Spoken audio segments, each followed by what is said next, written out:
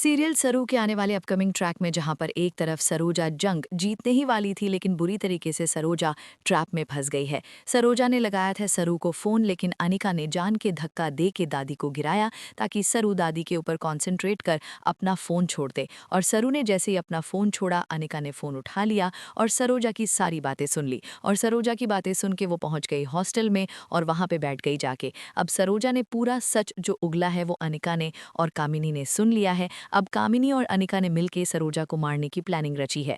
लेकिन ऐसे कैसे दोस्तों, सीरियल में सरोजा अगर मर जाएगी तो सीरियल आगे कैसे बढ़ेगा। सीरियल में सरोजा नहीं मरने वाली है। सरोजा को बचाने के लिए उसका पति चंद्रकांत आने वाला है, क्योंकि चंद्रकांत पहुंचने वाला था एक सुनार के पास दिखाने के लिए वो चांदी का सिक्का। अब चांदी का सिक्का दिखाने के लिए जब वो सुनार के पास जा रहा होता है उसे रास्ते में दिख जाती है सरोजा। सरोजा जैसे ही दिखती है वो तुरंत कामिनी से बचाता है अपनी पत्नी सरोजा को और फाइनली सरोजा अब सेफ हैंड्स में है और चंद्रकांत ने अपनी पत्नी सरोजा को कामिनी के इस चंगुल से बचा लिया है।